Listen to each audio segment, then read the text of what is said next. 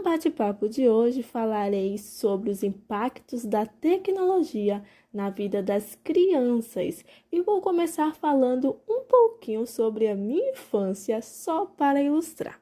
Óbvio que, apesar de eu ter somente 26 anos, minha infância, adolescência e pré-adolescência não foi marcada pela presença massiva dos meios de entretenimentos virtuais aos quais muitos bebês já nascem expostos atualmente. Naquela época, o que tínhamos de mais tecnológico era um rádio e uma televisão de sinal analógico. Mas não pense que tínhamos livre acesso àquela caixa preta e os conteúdos ali expostos, não, viu? O meu pai, além de ser muito rigoroso em relação ao que podíamos assistir ou não, quando brigava conosco, ele usava a TV para nos punir. Não ficávamos só um dia, nem uma semana sem assistir a televisão. Eu me lembro de já ter ficado um ano sem poder ligar a televisão. Então, gente, isso talvez faça com que vocês pensem, nossa, que crueldade. Talvez. A solução, quem sabe, era assistir na casa do amigo, do vizinho.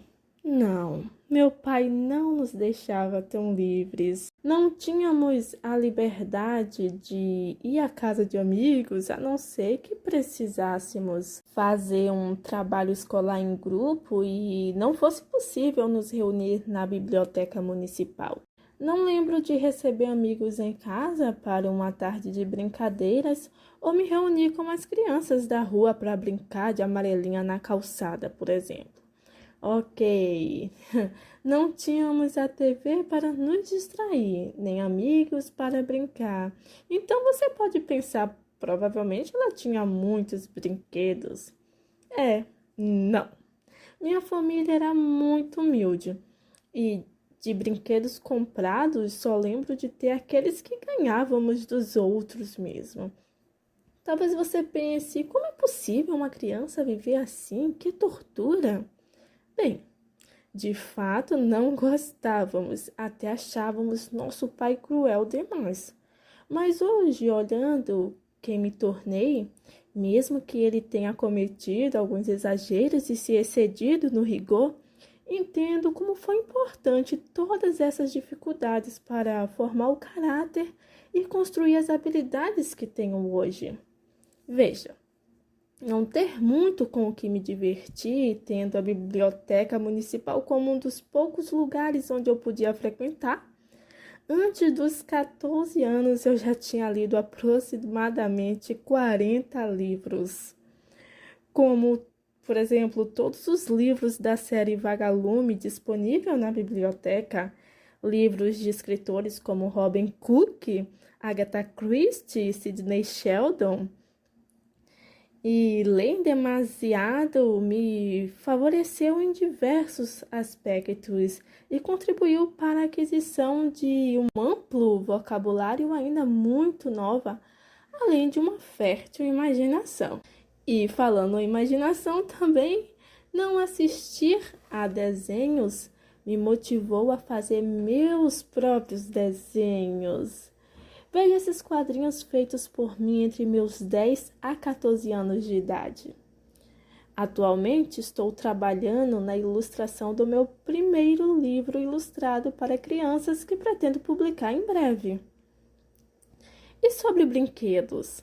Não ter muitos deles me incentivou a criar os meus próprios brinquedos. Minha mãe, ela não tinha uma máquina de costura, então era comum vê-la costurar à mão, às vezes transformando uma grande blusa em uma saia para nos vestir, às vezes fazendo um remendo na roupa rasgada. E assim eu e minhas irmãs enxergamos aí a grande oportunidade de fazer os nossos próprios bonecos com os retalhos que sobravam. Eu lembro de sempre estar perdendo a agulha da minha mãe, tadinha dela. E apesar desses bonecos suprir muito bem as nossas necessidades, eles eram tão feios que meu pai nos mandava guardá-los, para não dizer escondê-los, quando chegava alguma visita em casa. Hoje, a habilidade com a costura me acompanha. E este é uma boneca feita por mim para minha filha, toda costurada à mão. Além de tudo isso, a escola era vista por mim como mais uma forma de ocupar o tempo livre.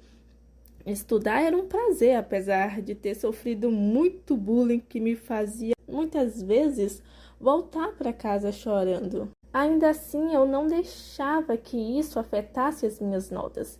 Minha mãe conta que desde a primeira série, a primeira coisa que fazia depois de um dia de aula era os meus exercícios para casa. Os meus pais não precisavam brigar ou ameaçar, tirar isso ou aquilo caso eu não fosse aprovada. Sem muitas outras formas de entretenimento, cada avaliação era um jogo e eu amava a competição que fazia com que eu me esforçasse para tirar notas melhores que os outros colegas de classe. Hoje carrego 4 aprovações em concursos públicos, inclusive uma em nível federal e 2 aprovações em vestibulares, inclusive para ingresso em uma universidade federal. Poderia passar aqui horas mostrando a você como as privações estimulam nosso cérebro a buscar alternativas criativas que contribuem para o aprimoramento das nossas habilidades. Sem querer, ao me privar dos entretenimentos artificiais como a televisão, hoje em dia os celulares e tablets ocupam o ranking, o meu pai estava me estimulando a desenvolver as minhas potencialidades. Desenho, costura, escrita, leitura, concentração, disciplina. Hoje eu não sou somente alguém como milhões de pessoas que têm um diploma de conclusão do ensino médio, mas tenho 1001 possibilidades diante de mim. O que uma infância na frente das telas me proporcionaria? Penso que meu futuro não seria tão animador. Mas onde exatamente eu quero chegar? Não quero dizer que você deve ser tão rigoroso e controlador como meu pai foi, mas vejo que muitos pais, por terem tido uma infância um pouco mais sofrida, limitada e de escassez, dizem: o que eu passei, meus filhos não irão passar. Então exteriorizam isso, dando aos filhos tudo que não tiveram. Eu sei que somos pressionados a deixar os nossos filhos fazer tudo que as outras crianças fazem. Eu mesmo sou mãe de uma garotinha de quase 2 anos e até hoje nunca coloquei um desenho sequer para ela assistir.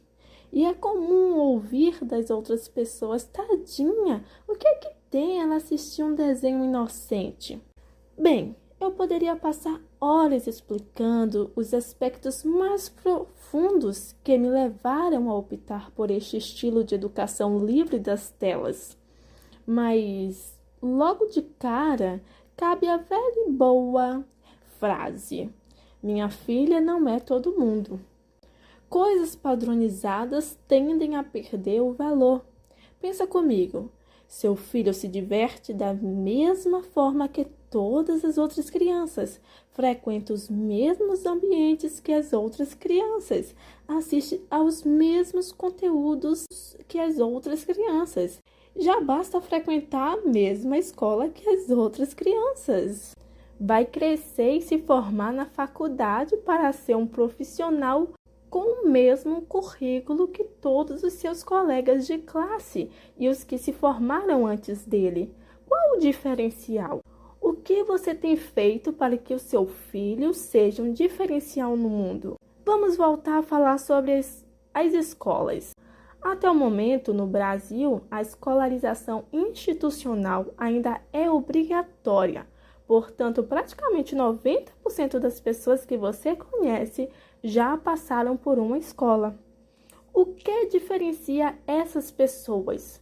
Com certeza não é seu currículo escolar, que mais cria indivíduos caricaturados do que autênticos.